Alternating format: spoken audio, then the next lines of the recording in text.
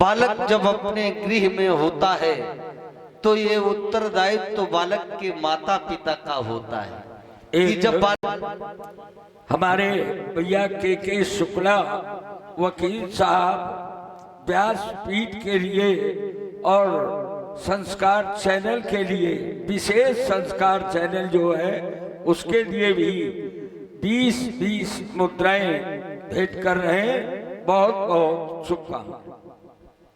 तो ये उत्तरदायित्व तो बालक के माता पिता का होता है कि जब बालक भोजन कर ले तो उसी किसी पौराणिक कथा का श्रवण कराओ। वही बालक जब अपने गुरुदेव भगवान के परम सानिध्य में होता है तो गुरुदेव भगवान का यह पुनीत कर्तव्य बन पड़ता है कि जब बालक प्रसाद प्राप्त कर ले तो उसे किसी धर्म की चर्चा से जोड़ा जाए। यह हमारी सनातन परंपरा है और यह परंपरा इसलिए पड़ी कि बालक धर्म की बातें सुने, धर्म के प्रति रुचि जगे और भविष्य में वही बालक धार्मिक बन के हमारे सामने खड़ा हो। इसलिए यह परंपरा पड़ी। उसी पुनीत परंपरा का निर्वाह करता हुआ मैं आप सभी को एक लघु कथा सुनाने जा रहा हूं।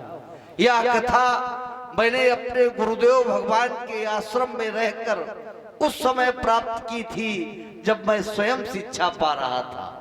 एक बार हमारे गुरुदेव भगवान ने संस्मरण माध्यम से एक ऐसे महात्मा की कथा सुनाई जिन्हें अपने 450 जन्मों की याद थी। आप विचार करें और जब आप विचार करेंगे तो आपको लगेगा क्या संसार में कोई ऐसा भी हो सकता है जिसे अपने 450 जन्मों की याद हो। हाँ, ये संभव है, लेकिन संभव तब है जब भगवान शंकर की कृपा हो। उन महात्मा पर भगवान शंकर की ऐसी कृपा थी कि वह कर्मवश किसी भी योनि में चले जाए, लेकिन उनका ज्ञान कभी समाप्त नहीं होता था। कौने हो जन्म जाए नहीं ज्ञाना। एक बार वो इस धराधाम पर वृषभ श्रेष्ठ के रूप में आए, बैल के रूप में इस पृथ्वी पर आए। भगवान शंकर की कृपा के कारण आपको पूर्ण ज्ञान था, इसलिए अपने स्वामी के लिए पूरे जीवन पूरी शक्ति और श्रद्धा के साथ कमाते रहे। समय व्यतीत हुआ, आप वृद्ध हुए। जब आप वृद्ध हुए तो आपके साथ एक अप्रिय घटना घटी कि आप एक अंधे कुएं में जा गिरे। बैल के मालिक को यह सूचना मिली कि आपका वृद्ध बैल एक अंधे कुएं में जा गिरा है। वह विचार करने लगा कि क्या किया जाए। फिर उसने विचार किया कि हमारा बैल वृद्ध हो गया है, अगर दया करके इसे कुएं से बाहर निकालूंगा तो निकालवाने में भी यह घायल हो जाएगा। अब बताओ बूढ़ा और घायल मेरे किस काम का। उसने निर्णय लिया कि इस बैल को इस कुएं में जिंदा समाधि दे दी जाए, दफना दिया जाए। और यह प्रस्ताव लेके वह अपने घर गया। घर के सामने उसने यह प्रस्ताव रखा। गृह स्वामी ने सुना, उसे बड़ा आश्चर्य हुआ। कहने लगी, स्वामी, जिसने हम लोगों को जीवा कर खिलाया है आज वह संकट में है। धर्म तो यह कहता है कि हमें उसकी सहायता करनी चाहिए।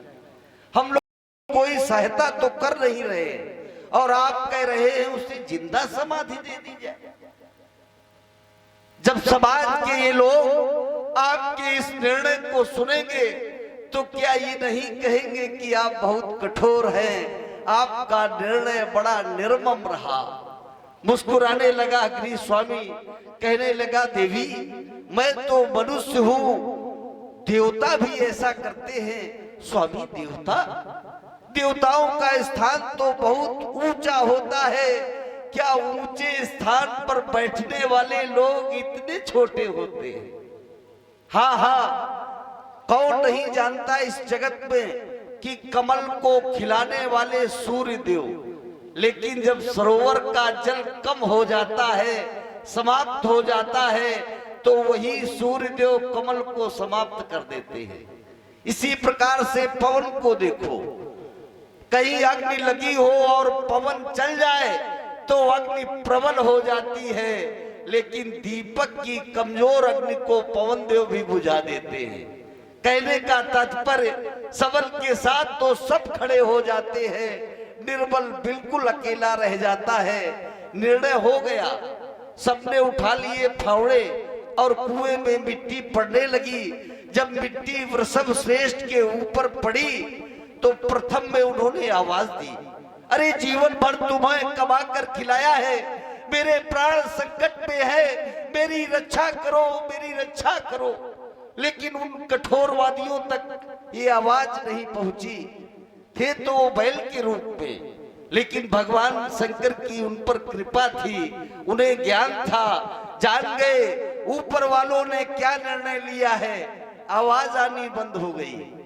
ऊपर वालों ने सोचा जो इन्हें जिंदा समाधि देने का कार्य हम सबके द्वारा किया जा रहा था, लगता है पूर्ण हो गया।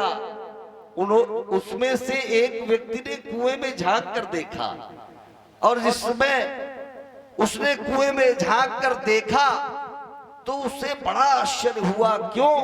क्योंकि वह वृषभ श्रेष्ठ कुएं में एक अजीब हरकत कर रहे थे।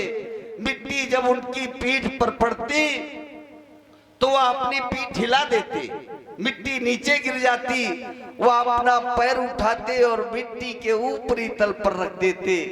ऊपर वाले मिट्टी डालते गए। वृषभ श्रेष्ठ के द्वारा यह कार्य सतत किया जाता रहा। परिणाम यह हुआ कि वह कुएं से बाहर आ गए। अब आइए, यह कथा क्यों कही गई?